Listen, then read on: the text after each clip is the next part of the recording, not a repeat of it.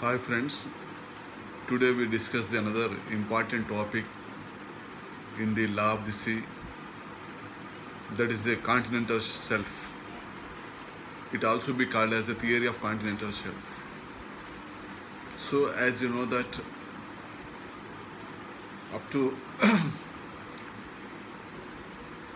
19th century,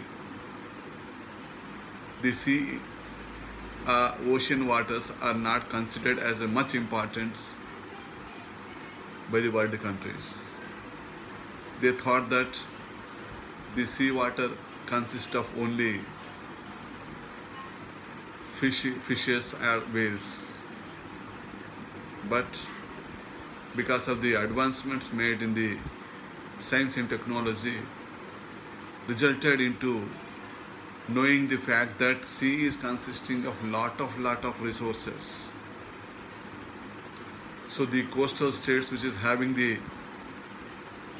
largest coasts, they asserted that they have the dominion over the seas, or sea waters or ocean waters.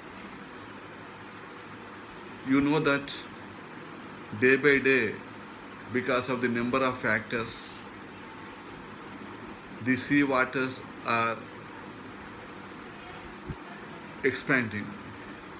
Because of the river waters, they submerge into the sea. Because of the ecological aspects, Arctic and Antarctic areas where the glaciers have been becoming submerging into the water. So what happened? Because of this fact, territories have been submerged by the water. So it is not a recent phenomenon.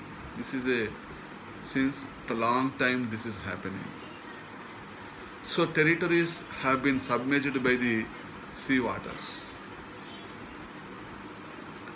So in 1940s, when it came to know that seas oceans are having abundant resources, that too the polynodules, very free face resources are there in the sea waters, then claim or assertion upon the sea water or ocean waters have been started.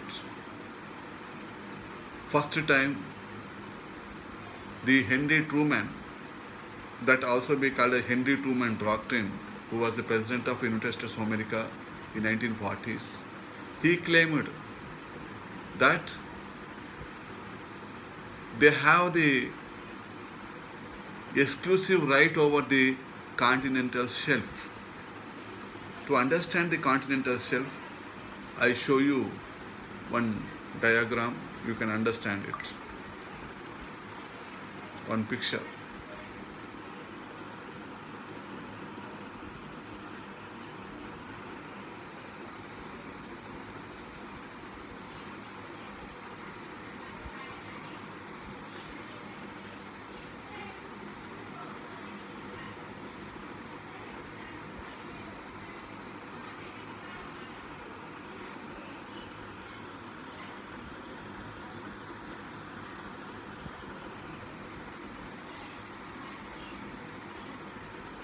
So this is a picture of the coastal line, where, as you know, that the ocean water has been divided into territorial waters first, thereafter comes contiguous zones, then exclusive economic zone, then comes the international waters or high seas. So continental shelf is a area which starts from the baseline, which runs up to 200 nautical miles. This area is like a flattened area, slowly moving into the down into the sea. Once upon a time, this area was part of the coastal state. Because of the rising of sea waters, that part has been submerged.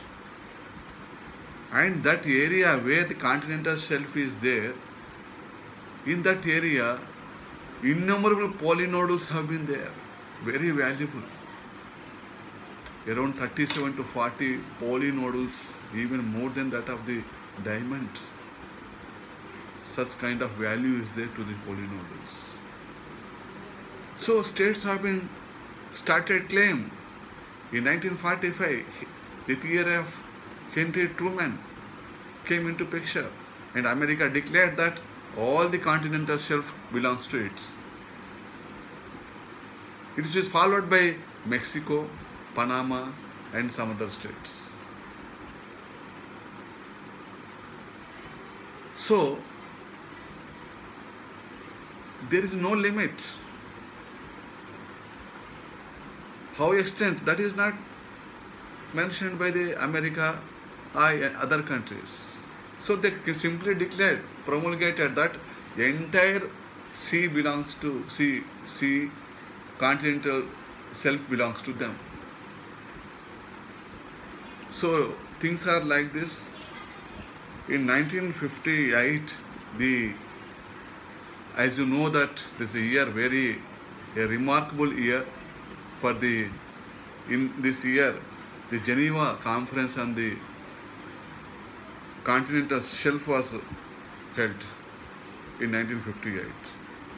So Article 1, which defined what is meant by continental shelf, I read here. Number 1, the seabed and the subsoil of the submarine areas adjacent to the coast but outside the area of territorial sea in depth of 200 meters or beyond that limit to where the depth of superjacent water admits all the exploitation of the natural resources of the said areas. So this area is called as from this baseline to submarine areas,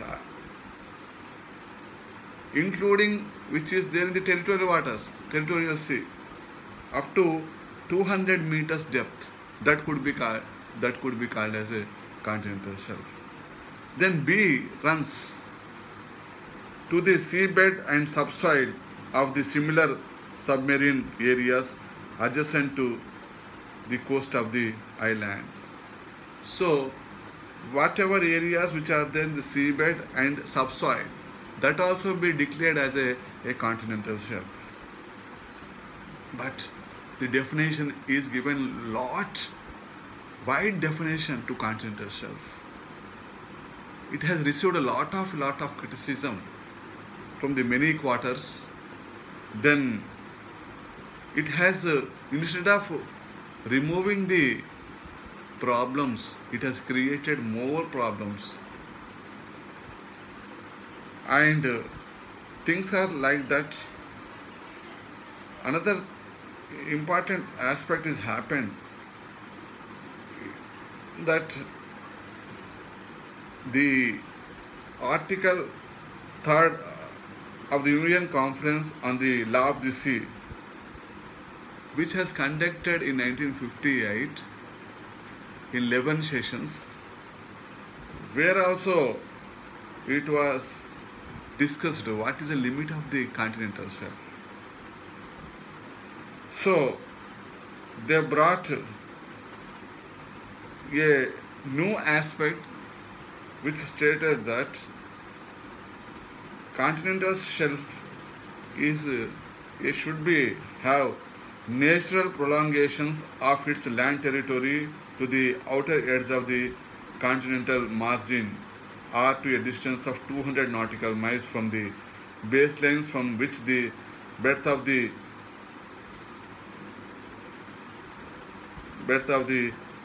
territorial sea is measured. So in this conference there was certain limits were imposed. It has accepted there should be 200 nautical miles only to be considered as a continental shelf. Earlier this claim of unlimited continental shelf, though it is running, no doubt, it is running up to in depth, but that is not accepted and it is decided here. While things are happening in this way, a case is filed in the International Court of Justice. The name of the case is the Continental Shelf Case, ICJ Reports 1969, page number 3, where again there was a dispute between the coastal states and non-coastal states. What extent the continental shelf extends. Earlier this matter has been settled, some extent stating that natural prolongation, the continental shelf should be naturally promulgated and then that will be called as a continental shelf. So in this case also, the court has supported the natural prolongation theory and also the domain of the coastal state over the continental shelf will be limited up to 200 nautical miles as this is accepted in 1958 Continental Shelf Convention. Then again in 1982 the matter has come up in the UNCLOS, United Nations Conference on the Law of the Sea of 1982, where Article 76 paragraph number 4 subclass class number A, which has been provided that continental shelf should be within the margin of the 200 nautical miles from the baseline. It should not more than that. And also, if the slopes are there in the sea, then it could not be considered as a continental shelf.